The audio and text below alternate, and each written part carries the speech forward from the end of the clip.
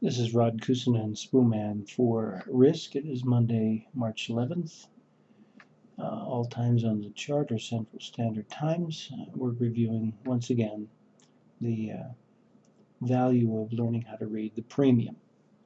So we're going to go through this very quickly today and just give you a few examples of some high probability setups. There weren't a lot of them today, but there certainly were a few very good ones, and a little bit more about using the indicator for entering trades. Today we have established our threshold lines at negative 515 and negative 601. We've also inserted fair value, which today was negative 575. Normally fair value isn't particularly useful to us, but at least knowing what it is can sometimes be helpful depending upon how the market is responding. And today you're going to see how fair value could be useful in understanding why understanding how the premium was useful in keeping you into a long trade. Now, the first obvious, one other thing.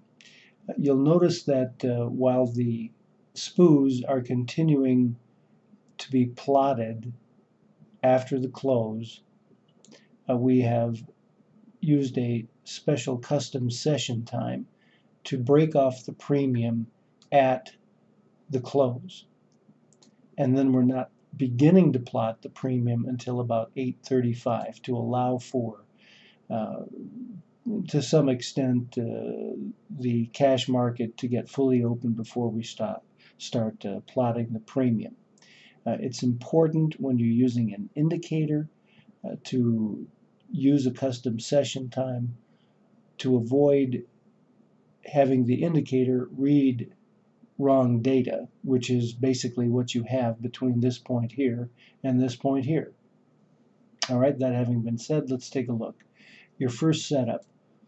Premium starts moving up here, and you get a reversal, it comes back down, but you've already got a target for this rally to come back up. We're coming right back up here based on that target on the premium.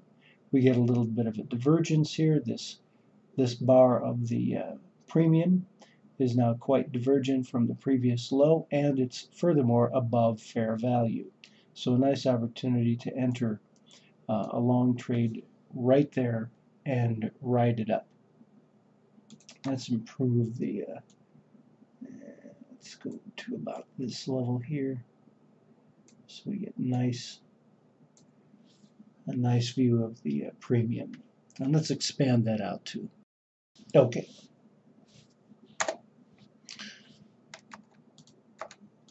Alrighty.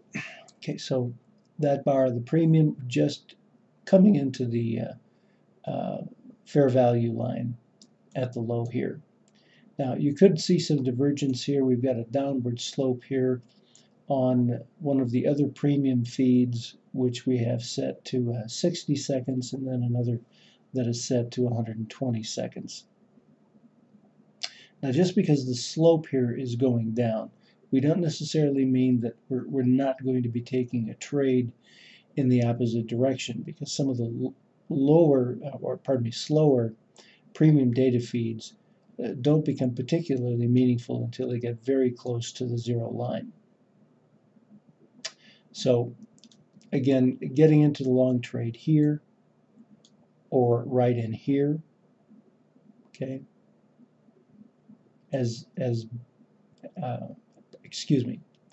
getting in here, all right, or getting in right in here, as this is now beginning to slope up. These two are in agreement. Nice right up to this point here, which is at our top, and now both are beginning to slope down. We drop below the threshold line here, so at this point we are looking to see some kind of divergence, and you've got a nice divergence in here to ride this back up. And we're riding that all the way back up to here. Okay, that's where this begins to slope down again. but we're not going to probably hold that very long. There's really nothing that's telling us that this market is going to be shorting for very long. Certainly not. Right in here, nice. The indicators are all positive right in here. We ride that up to this point, and right about there, pardon me. Okay. And now at this point, we have a prediction. We're going to re-examine how the highs were moving from this point in here. All right. So about 854. Change that over to 854, and notice how this is giving us a new high naked bar on the premium. That's our target. This should be going right back up there, which, as you can see, it does over here. So now we've got a setup for a low based on a predictive bar of the premium, and here we just don't see much in the way of the lows going lower. But now what I want you to do is look very carefully at where the bars are relative to fair value. Now the lows of the bar are dropping below fair value until right in here. Right in here. Now the lows are clearly above fair value. Very nice. That's where the fair value line came to be very useful. And interestingly enough, this low at the beginning of the day just came into the fair value line. Similarly, when other lows came into the fair value line, like right in here, and then the next bars were above fair value, see how it drops, comes back up, we're above fair value, and right in here, right in there, okay, we've got a little bit of a conflict here between our two indicators. This slower indicator is sloping down. This is plugged into a, let's just look at that, make sure that's a 60-second bar. So there's a little bit of a disagreement there until really about this point here. Then everything is positive, riding it up. But by reading the raw premium data, you could have seen that this was a good place to get in, right in here. If you would have been following the indicators, okay, right in here would have been an opportunity to get in, or right in here. So there's really only about a one-tick difference between those options. Now, again, getting into this trade in here makes sense. You had a predictive bar on the premium right there. That was indicating this was going to drop, because that's a relative low. Look at the slope of that drop. So waiting until that comes back down a little bit, then you've got a nice divergence in here. That's confirmed on the premium. You ride it up for a few ticks. But as we came up to this high at 44.75, let's just move this out a little bit more so we can center that. You didn't have anything that really suggested this drop. There was nothing on the premium that implied that. But if you just notice that as you moved up here, okay, you had this predictive bar, okay, it came up to that high. Look at where the premium is here to here. That's a big divergence, okay? It's divergent from here to here, big divergence again. So what do we see on the indicators? The indicators are now beginning to slope down. And slope down they do, all the way to this point. And now we're getting an upslope there, tests that spot right in here. And then once again, we start to slope up on all indicators right in here. Okay, so if you're reading the raw premium data, this was divergent, right above the, almost above the fair value line on that bar. And then we're above the fair value line, we're above the fair value line. It ticks down a little bit, then comes back up. you're above the fair value, drops, then above the fair value, and so on down the line. So fair value line really became useful in working with this rally. Now, as we moved up to these highs in here, we dropped, the highs of the premium dropped below fair value again. And you can see on the indicator, everything is beginning to slope down. So slope down she does, and getting back into a long trade right in here might have looked good, all right, on the indicators. But notice where the lows of the premium are, right in here. They're not where they were before. The lows of the premium are into the lower threshold, whereas the better trades seem to have occurred when the lows were at or very close to the fair value line. So working with that data could have caused one to think, maybe we wait. Maybe we wait. This could be coming back down again. But notice what happens. She runs right back up. Okay, the indicators right in here, right, are all moving back up. And at this point in time, even though that low wasn't retested, when we came up to this point here, look at where the, well, even right in here, right in that, those moves right in here, we're just coming right back up to the fair value line. We stay above that fair value line. Every time we drop, we're up above the fair value line, and this thing just continues and continues to climb. If you're using an indicator, getting in right in here looked good as you moved up.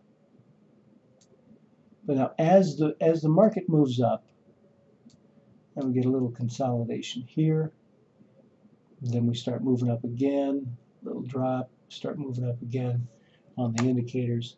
There's really nothing that's giving us a heads up as to what's about to occur.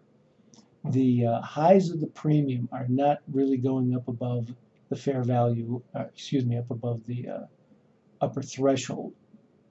But the lows aren't dropping below fair value. And that was really interesting. And usually when we see that happen, it is indicative of the market rallying. So just looking for consolidation, I shouldn't say consolidation, but confirmation on all of the indicators could be helpful, because right in here there's another long trade, and up we go until about this point. Now we're kind of going sideways for a while. And right in here, this bar is moving above the threshold line, but over here, there's really nothing there. So now we're concerned that this market is liable to drop off at least just a little bit.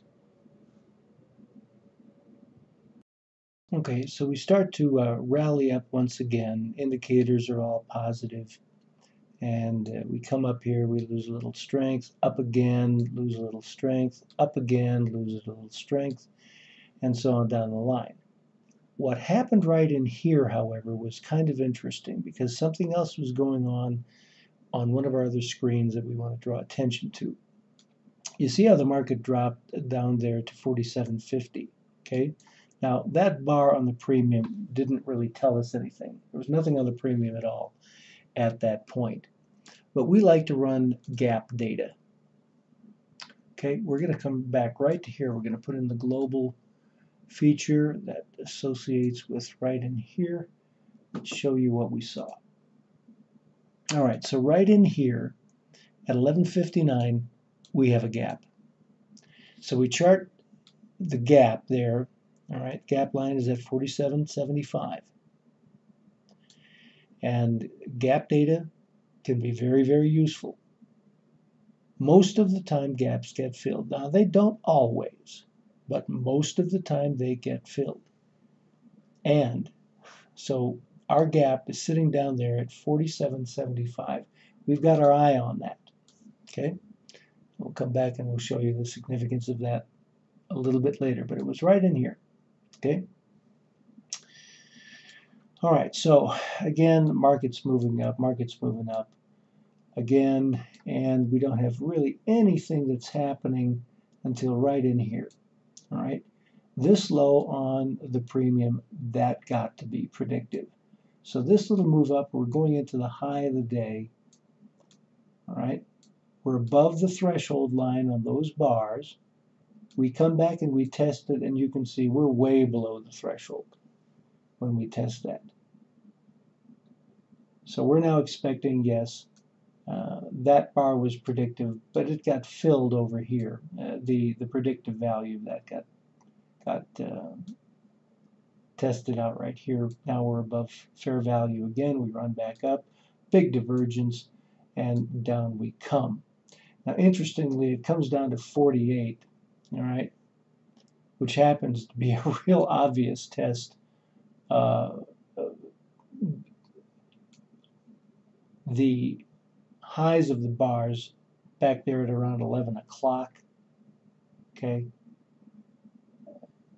becomes a resistance line, which turns into a support line over here. I hate those words, but in any case, that's what it is. And right here is where we see all indicators going positive again, and up the market runs one more time. Now, we come up to this high. We had a low, we've got, for the first time practically all day long, for the first time we begin to see evidence that the lows are predicting a pivot, particularly from this low here, which is lower, that's lower again still. So these lower lows on the premium are indicating that some kind of a turn is very likely going to take place. So as we ran up here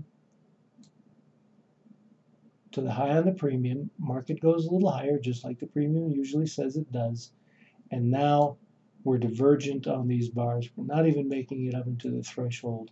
There's a good time to short, and look at your indicators. You're below the zero line here, sloping down, sloping down, sloping down, and down she goes.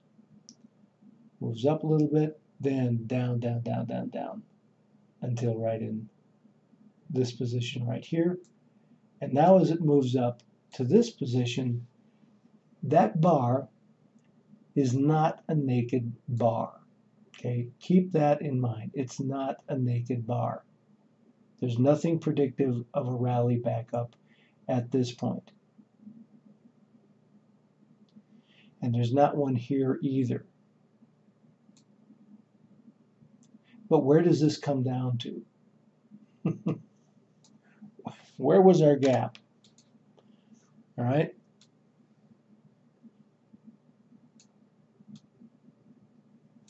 Let's get that gap data up in here again. Okay. There it is. Comes right back to the gap, fills the gap, ticks down once, and then back up she goes.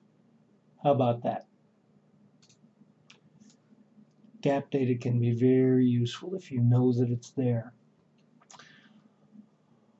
Okay, and then for the final 15 minutes, she just rockets up. All of our indicators are getting positive in here. Right in there. Right there, we're positive. But this is a little problematic. We shouldn't be this high entering into a long trade.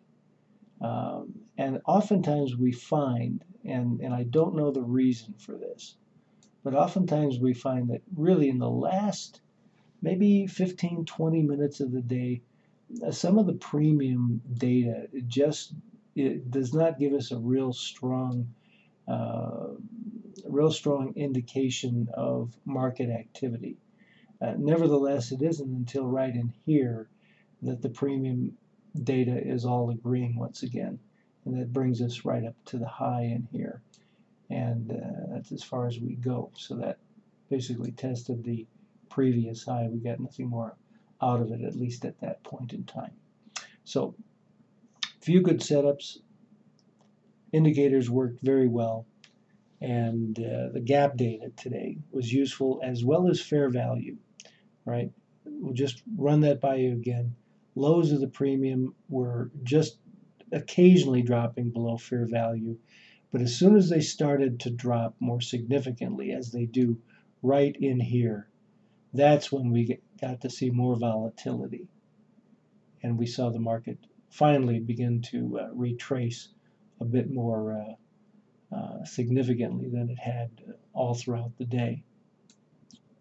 So watch the premium.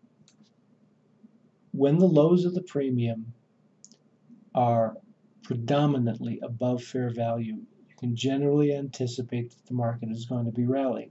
Similarly, if the highs of the premium are barely getting above fair value, the market is tanking.